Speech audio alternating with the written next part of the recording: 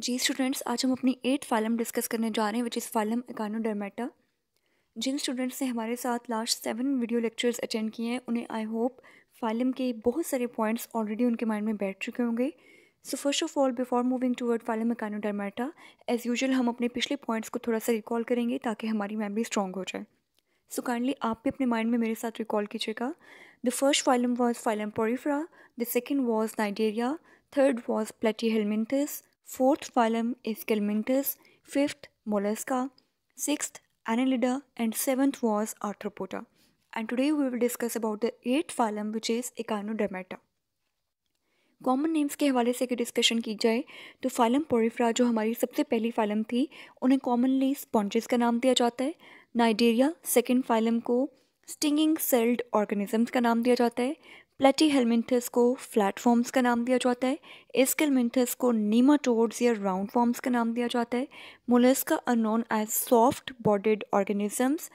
Annelida को segmented worms का नाम दिया जाता है और आर्थ्रोपोडा को जॉइंट फुटेड एनिमल्स का नाम दिया जाता है।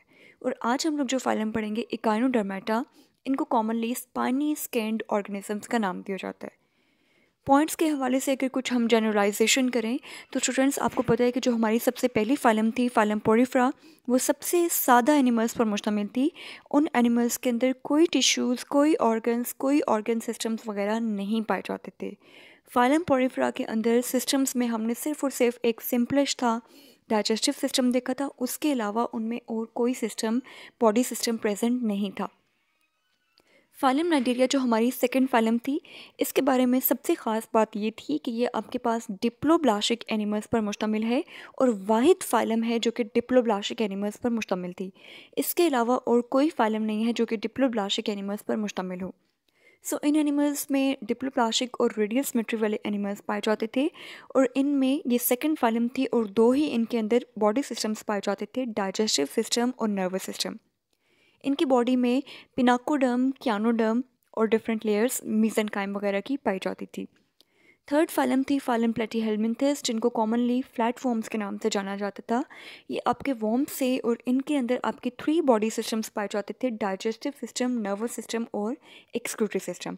इनका excretory system flame cells protonephridia पर मुश्तमिल था। फोर्थ फाइलम थी फाइलम एस्केलमिंथस, जिन्हें नीमाटोड्स या राउंड वॉर्म्स का नाम दिया जाता है। ये फोर्थ फाइलम थी बच्चों, लेकिन इसमें 3 ही बॉडी सिस्टम्स थे, ठीक है। तो यहाँ पे आपके पास ये एक एक्सेप्शनल केस था। फोर्थ फाइलम है लेकिन बॉडी सिस्टम 3 हैं, बिल्कुल जिस तरह से प्लेटीहेलमिंथस के केस में पाए जाते थे। यहाँ पर भी आपके पास डाइजेस्टिव सिस्टम, एक्सक्रीटरी सिस्टम और नर्वस सिस्टम मौजूद था। बाकी सारे सिस्टम्स आप लोगों ने एब्सेंट कर दिए थे। फिफ्थ फाइलम थी फाइलम मोलस्का, जिन्हें सॉफ्ट बॉडीड ऑर्गेनिजम्स का नाम दिया जाता है। क्योंकि ये बहुत सॉफ्ट थे इसलिए इनके अंदर शेल प्रेजेंट था जो इन्हें प्रोटेक्शन प्रोवाइड करता था। इनमें एक टंग लाइक स्ट्रक्चर था जिसे रेड्यूला का नाम दिया जाता था, जो कि फीडिंग पर्पसेस के लिए इस्तेमाल किया जाता था। और यहाँ पे मोलस्का के अंदर आपके पांचों के पांचों बॉडी सिस्टम्स पाए जाते थे, यानी कि यहाँ पे digestive system, nervous system, excretory system, transport system और रेस्पिरेटरी सिस्टम मौजूद था। नेक्स्ट जो आपके एनिमल्स थे फाइलम एनेलिडा, वो भी आपके पास वॉर्म्स लाइक थे, सेगमेंटेड वॉर्म्स थे और उनके अंदर भी तमाम बॉडी सिस्टम्स प्रेजेंट थे। और लास्ट जो हम लोगों ने फाइलम डिस्कस की थी फाइलम आर्थ्रोपोडा, जिन्हें जॉइंट फुटेड एनिमल्स का नाम दिया जाता है, यानी कि जोरदार टांगों वाले। इनमें आपने देखा था कि यहाँ पे स्पाइडर्स, मॉस्किटोज़, हाउस फ्लाई और बटरफ्लाइज वगैरह शामिल थी। और आर्थ्रोपोडा के अंदर भी हमारे तमाम बॉडी सिस्टम्स प्रेजेंट थे, यानी कि digestive system, excretory system, nervous system, respiratory system और ट्रांसपोर्ट सिस्टम, सब चीज़ें यहाँ पे प्रेजेंट थी। एक्सक्रीटरी सिस्टम यहाँ पे मेलफिजियन ट्यूब्यूल्स पर मुश्तमिल था। डाइजेस्टिव सिस्टम ऑब्वियसली यहाँ पे कंप्लीट था, माउथ और एनस दोनों ओपनिंग्स यहाँ पे प्रेजेंट थी। और रेस्पिरेटरी सिस्टम के केस में हमने देखा था कि यहाँ पे इवन कुछ एनिमल्स के केस में लंग्स भी मौजूद थे, जैसे कि हमने स्पाइडर की एग्जांपल की थी कि मकड़ी एक बहुत छोटा सा जानवर है लेकिन उसके अंदर भी बुक लंग्स पाए जाते हैं। और ट्रैकिया और स्पाइरिकल्स और इस तरह के भी बहुत सारे स्ट्रक्चर्स वहाँ पे रेस्पिरेशन के लिए मौजूद थे। आज हम लोग अपनी 8th फाइलम करने जा रहे हैं विच इज़ फाइलम एकानोडर्मेटा। बच्चों, इनको कॉमनली स्पाइनी स्केंड एनिमल्स का नाम दिया जाता है। स्पाइनी स्केंड का क्या मतलब है? स्पाइन कहते हैं कांटों को। यहाँ पे इन एनिमल्स की बॉडी के ऊपर कुछ इस तरह के स्ट्रक्चर्स निकले हुए होते हैं जो बिल्कुल जिस तरह से फ्लावर्स के ऊपर कांटे होते हैं, बिल्कुल उस तरह की दिखने में स्ट्रक्चर्स लगते हैं। इसी वजह से इस बेसिस पे हम इनको इकाइनोडर्मेटा या स्पाइनी स्कैन्ड एनिमल्स के नाम से जानते हैं।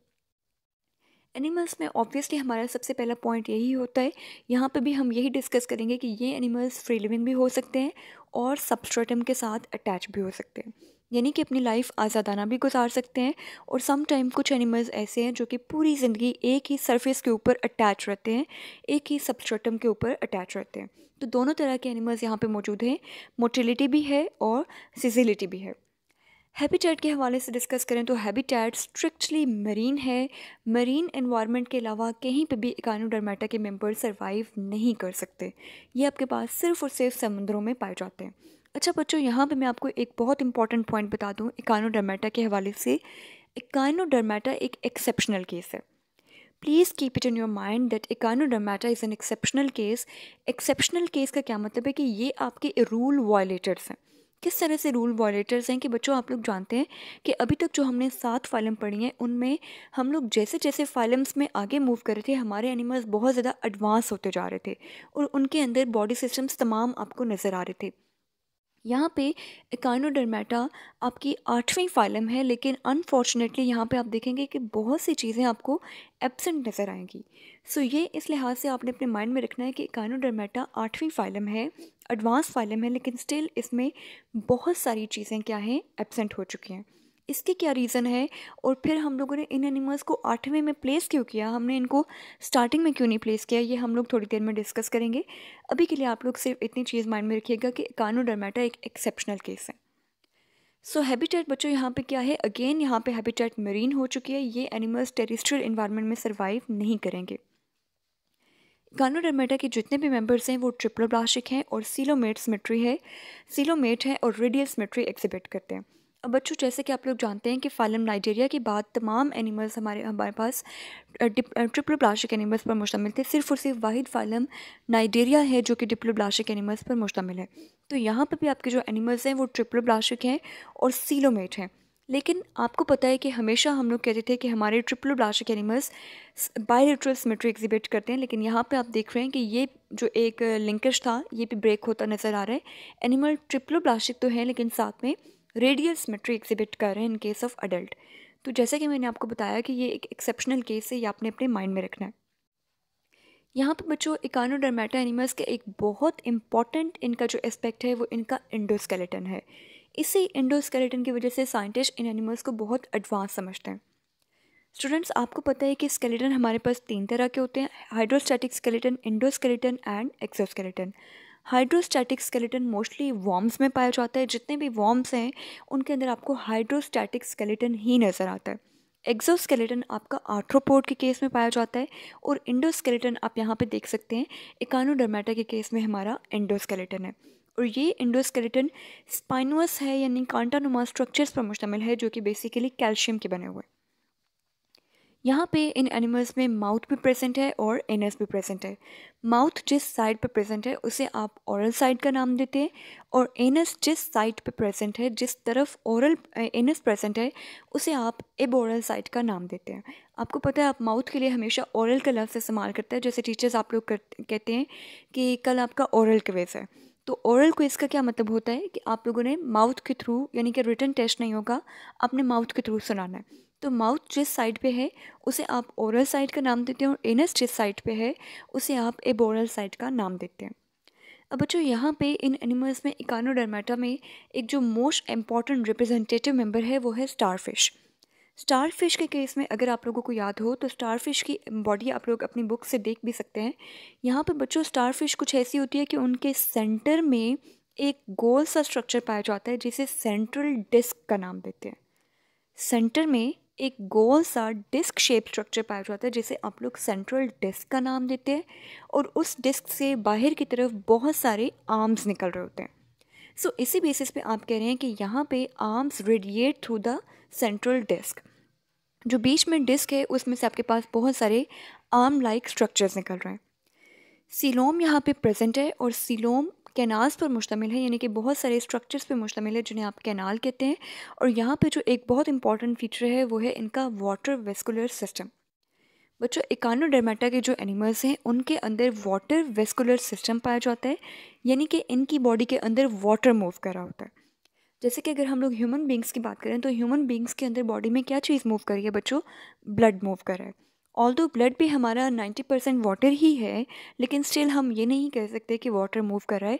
हमारी बॉडी में जो ब्लड वेसल्स हैं उनके अंदर ब्लड मूव कर रहा है।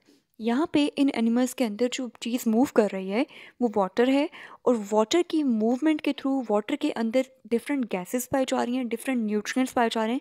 बिल्कुल जिस तरह से हमारी बॉडी में ब्लड के थ्रू आपको पता है कि डिफरेंट न्यूट्रिएंट्स की मूवमेंट होती है।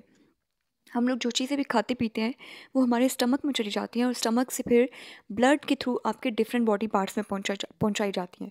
तो बिल्कुल इसी तरह से यहाँ पे इन एनिमल्स में वाटर वेस्कुलर सिस्टम है, यानी कि पानी के through different nutrients, different waste materials और डिफरेंट गैसेस जो हैं वो बॉडी के एक पार्ट से दूसरे पार्ट में मूव कर कर पहुँचते हैं।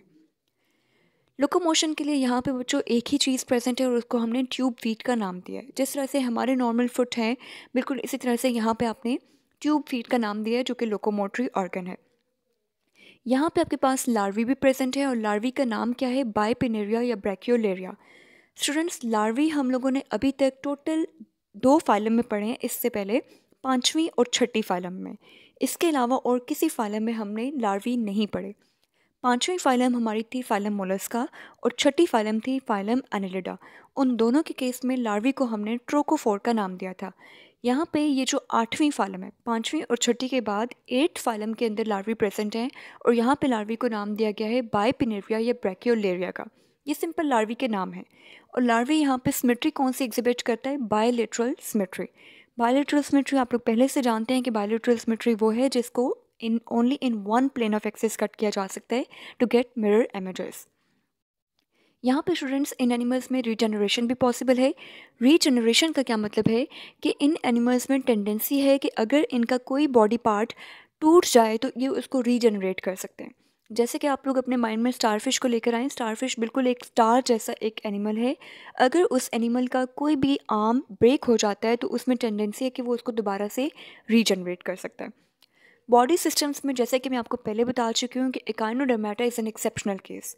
वैसे तो आप लोग जैसे जैसे आगे मूव कर रहे थे आप लोगों ने देखा कि 5th फाइलम के बाद यानी मोलस्का के बाद 7th फाइलम तक हमारे तमाम बॉडी सिस्टम्स प्रेजेंट थे, लेकिन इकाइनोडर्मेटा जो कि एक एक्सेप्शनल केस है, यहाँ पे दोबारा से आपके बॉडी सिस्टम्स एब्सेंट हो गए।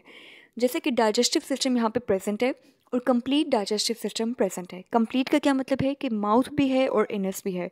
माउथ वो ओपनिंग है जिसके थ्रू फूड का इंटेक होगा, और एनस एक्सक्रीटरी ओपनिंग है जिसके थ्रू फीसिस या वेस्ट मटेरियल बॉडी से एलिमिनेट होंगे। Most of the animals of echinoderms have a digestive system, but ophiurides are the animals in which anus is absent. ophiurides आपके पास एक particular animals का group है Echinodermata का जिनके अंदर एनस एब्सेंट है। रेस्पिरेटरी सिस्टम की अगर बात की जाए तो रेस्पिरेटरी सिस्टम भी कदरे यहाँ पे सिंपल है। प्रॉपर लंग्स वगैरह नहीं है, बल्कि कुछ स्ट्रक्चर्स हैं जिनमें ट्यूब फीट हो गया जो कि उनका लोकोमोटरी ऑर्गन है, वही साथ में इनको रिस्पायर करने में भी हेल्प आउट कर रहा है।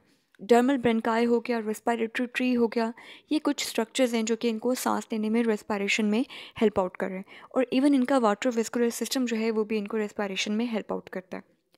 ट्रांसपोर्ट सिस्टम यानी कि सर्कुलेटरी सिस्टम यहाँ पे रिड्यूस्ड है। Proper heart, proper blood vessels यहाँ पे प्रेजेंट नहीं है। एक्सक्रीटरी सिस्टम यानी कि यूरिन फॉर्मेशन का जो सिस्टम है वो भी आपके पास यहाँ पे कदरे रिड्यूस्ड है, एब्सेंट है ऑलमोस्ट।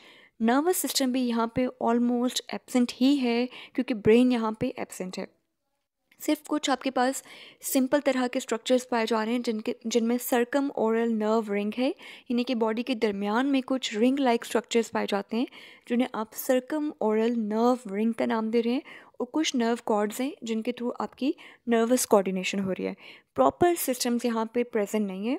सिर्फ और सिर्फ डाइजेस्टिव सिस्टम और रेस्पिरेटरी सिस्टम कदरे कुछ हद तक प्रेजेंट है, बाकी बॉडी सिस्टम्स को आपने यहाँ पे एब्सेंट कर दिया।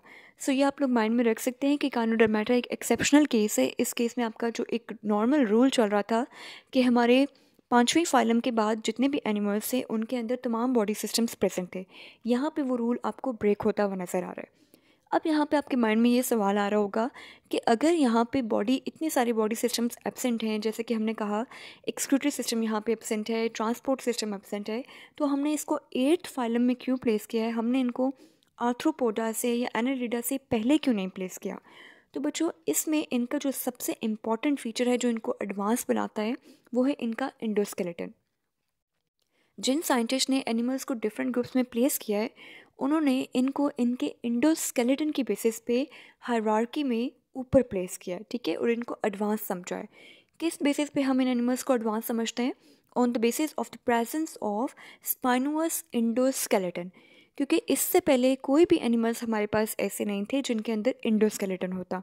आपने इससे पिछली फाइलम आर्थ्रोपोडा में, जो कि 7वीं फाइलम थी, उसमें आपने एक्सोस्केलेटन पढ़ा, और उससे पहले जो आपके एनालिडा थे या फ्लैट वॉर्म्स थे, उन सब में आप लोगों ने बच्चों हाइड्रोस्टैटिक स्केलेटन स्टडी किया, ठीक है, क्योंकि वो वॉर्म्स थे तो वहाँ पे हाइड्रोस्टैटिक स्केलेटन था। तो ये पहले एनिमल्स हैं जिनके अंदर प्रॉपर इंडोस्केलेटन डेवलप हो चुका है, और इसी इंडोस्केलेटन की बेसिस पे हम इन एनिमल्स को पिछले एनिमल्स के मुकाबले में कदरे एडवांस समझते हैं।